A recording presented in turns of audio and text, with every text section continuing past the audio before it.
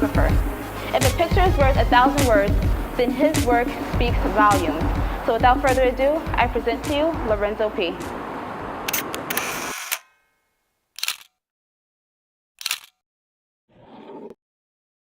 So, Lorenzo, I've been trying to get you on a hot seat for quite some time now. It's been like years since I've known about your projects and everything that you've been doing. So it's really cool to, be sitting here with you and talking about everything. So thank you for taking the time out to speak with us on Highlight of the Week. Thank you. It's my pleasure. So you're a published artist and portrait photographer. Yes. When did you discover your artistic ability? Well, I discovered my artistic ability around the age of 9. I was dealing with a lot. I was coping with the death of my father. It took a lot out of me. I was very depressed. I had to go to counseling. And in the midst of going through all that, I discovered that I knew how to draw. And I would just continually practice, and my teachers, they saw an ability in me, and they cultivated that ability.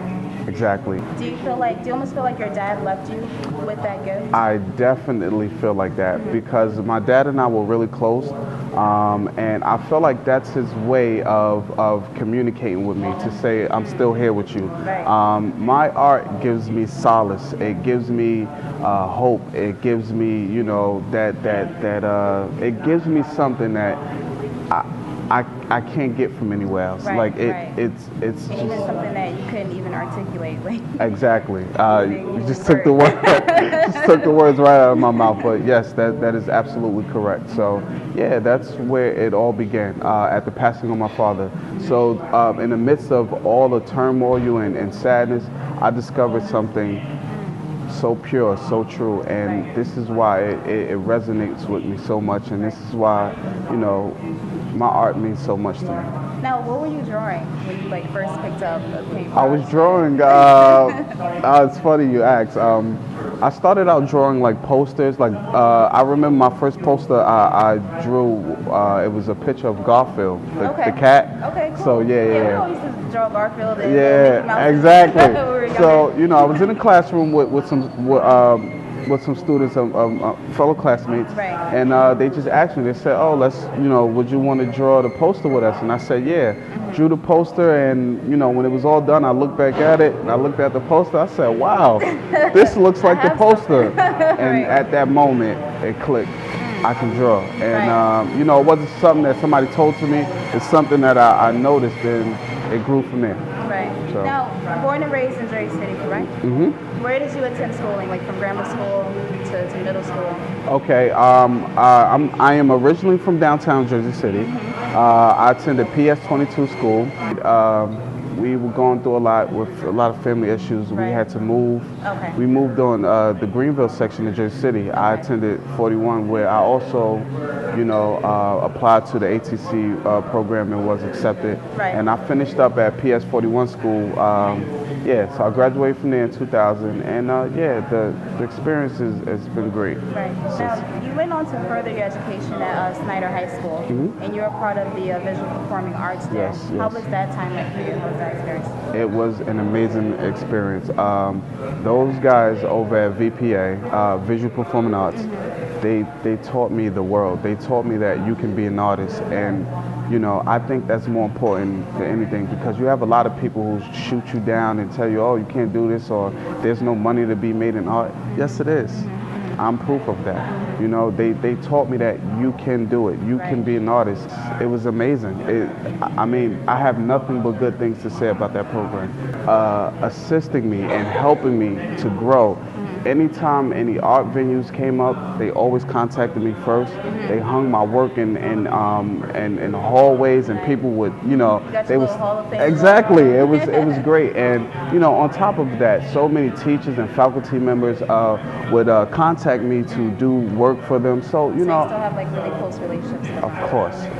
That is this is the foundation of me. And they want to see someone like you still in the neighborhood, still living here amongst all of us, and just showing the way, like for younger kids, to how, you know, to just really try to pursue like this art thing, but also have like that business mentality, which is, you know, Exactly. we're gonna get into a little later too. Exactly. So, you know, jumping ahead, I had no idea of the photography world. I was just strictly art. And I had my younger brother with me at the time. He went with me to purchase the camera. And the guy said to me, come on around this counter and I want you to check out this camera. And I remember it like it was yesterday. He showed me the Canon Rebel XSI. And I picked up the camera and I took a picture of my brother. And I was like, whoa, what the hell is this? Yeah, it just really just like gored my eyes. And I just said, wow. And I was really impressed with the camera, and I, you know, checking it out. I'm looking at the specs. I'm like, oh, I want this camera. And he's like, $800. I said, $800 for a camera? Like, I had absolutely no clue that cameras were that expensive. But you know what? I didn't have the money to purchase it at that time. I ended up buying the point and shoot. But 5 months later, I saved up my money and I went back and I purchased that exact camera that he showed me. Yeah, 5 months ago. So that's how I was very determined. And this is what I mean. Going back to, you know, the things that influenced me and the things that inspired me, just taking a simple picture inspired me. It really geared me to go towards something, you know. So like going back to that question, I get inspired by everything. And that picture really inspired me to go get the camera.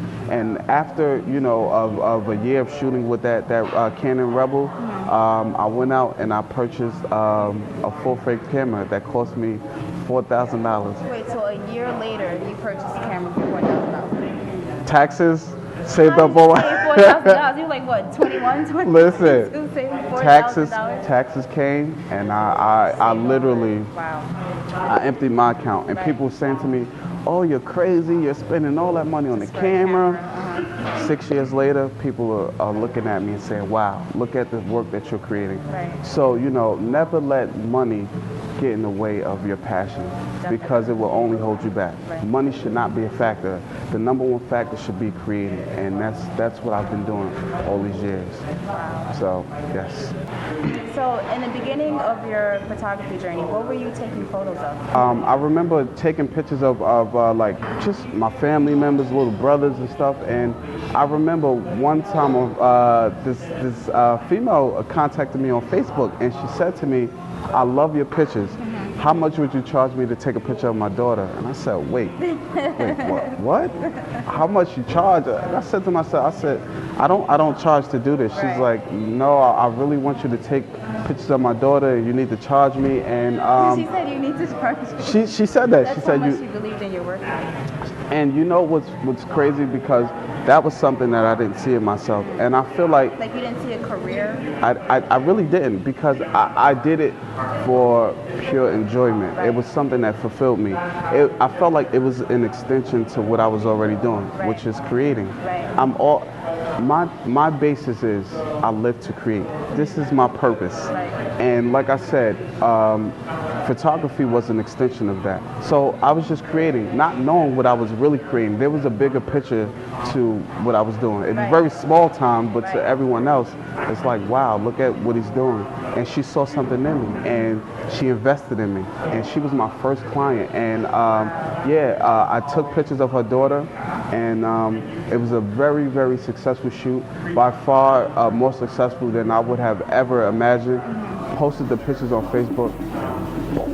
It exploded, and everyone at that time, everyone started asking me to take pictures of their family. So that's basically how my career developed. It went from the business of it. You know, it started at that very moment when she inboxed me and asked me to take a picture of her daughter, and it's been an amazing ride since then. That was 6 years ago, and so 6 years later, you're doing fashion photography and fashion editorial. Yeah, and I mean.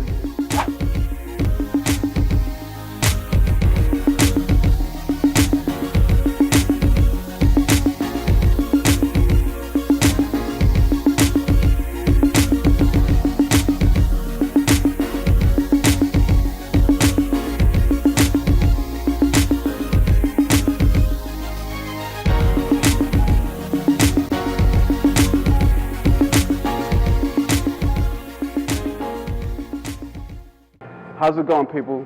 I am Lorenzo Pickett. You're watching Highlight of the Week on IBRS TV. Thank you for tuning in. Peace. So what has been the highlight of your career thus far?